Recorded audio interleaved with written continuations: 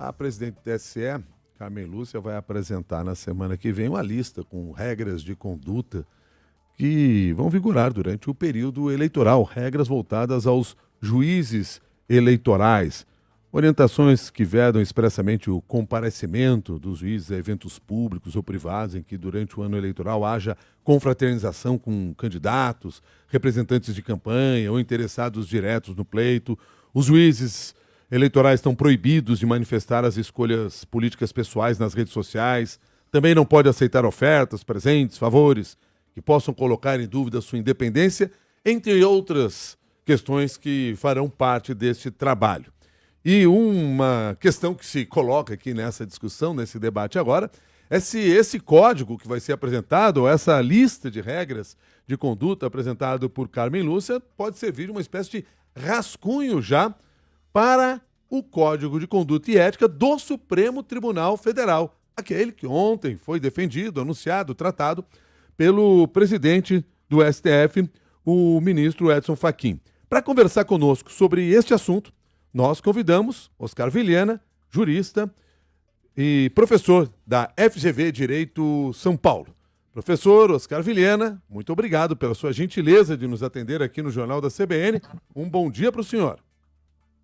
Bom dia, é um enorme prazer estar aqui conversando com vocês. Bom dia. Professor Oscar Vilhena, de alguma maneira o texto que vai valer para os juízes do TSE pode valer também para o Código de Conduta do Supremo Tribunal Federal?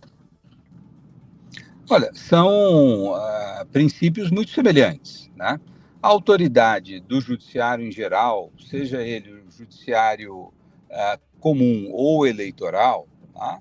Ela está baseada na ideia da imparcialidade. Nós precisamos de um judiciário para que, quando haja conflito, quando haja dúvidas sobre a aplicação da lei, tenha um árbitro imparcial que seja capaz de aplicar de maneira íntegra essa legislação. Então, os princípios que vão pautar agora a justiça eleitoral são muito semelhantes àqueles que se aplicam ao juiz de primeira instância e aos juízes do Supremo Tribunal Federal. Tá?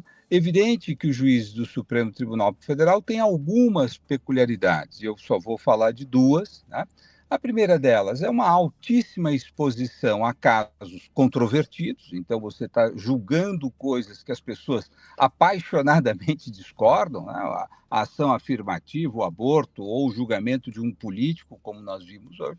Então, a proteção tem que ser ainda maior, ou seja, as restrições a manifestações, etc., do Supremo têm que ser mais zelosas. Né?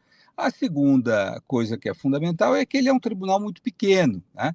E que, portanto, a gente tem que tomar algum cuidado que as partes não queiram manipular o tribunal. Então, às vezes, cria-se uma situação para constranger um ministro para tirá-lo do julgamento. Então, existem peculiaridades no que diz respeito ao Supremo Tribunal Federal, e isso nós vimos nos códigos de conduta de países como os Estados Unidos, Alemanha ou França. Há peculiaridades lá.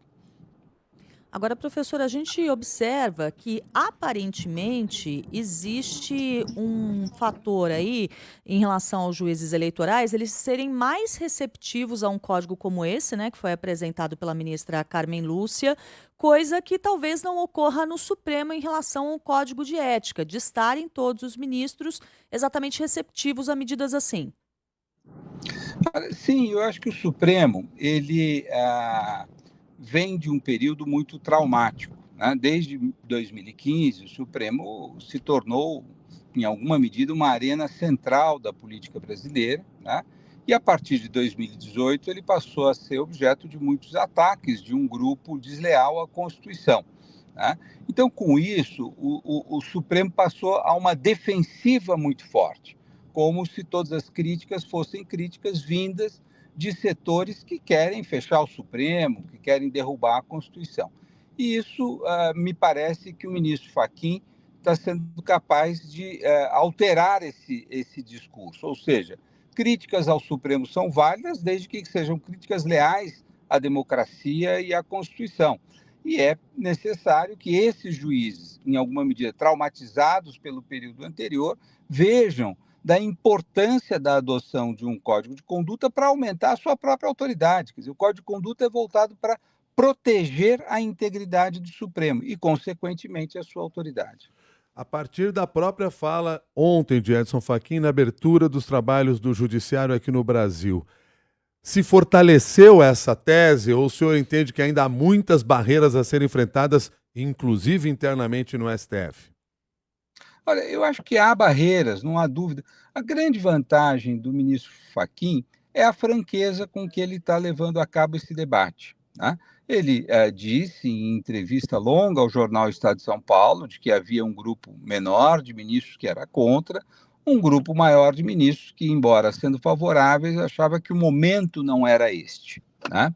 E alguns ministros que entendiam que agora seria o momento adequado, né? E ele se coloca, ele não faz questão de dizer, olha, eu estou do lado majoritário ou não.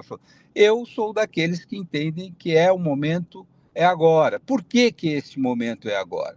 Porque nós temos setores dentro do parlamento que são muito aguerridos e buscam restringir as prerrogativas do Supremo, né? E há risco de uma eleição, há uma eleição onde há risco de que esses grupos se tornem ainda mais poderosos, onde virá algum tipo de restrição ao Supremo de fora, venha do parlamento, né? Veja, se essas restrições forem legítimas, colocarem limites adequados, nenhum problema. Agora, se o objetivo for fragilizar a própria Constituição, ao fragilizar aquele que tem por incumbência defender a Constituição, isso é ruim para o Brasil. Então, o ministro Fachin está se antecipando, dizendo que o próprio Supremo desenhe essa correção de rumos. Acho que ele usou essa palavra de autocorreção, né? Que ele seja o autor da correção, que ele seja o autor da construção do Código de Ética, e com isso o Brasil pode passar a ter um tribunal ainda mais confiável. Acho que essa é a postura dele. E ele está dizendo isso abertamente, né? Ainda que ele diga que ele não é a maioria, mas certamente isso convencerá os demais ministros de que é o rumo certo a tomar. O senhor acredita que a nomeação de uma ministra com o perfil de Carmen Lúcia para ser relatora do Código de Ética no Supremo pode facilitar as coisas por lá?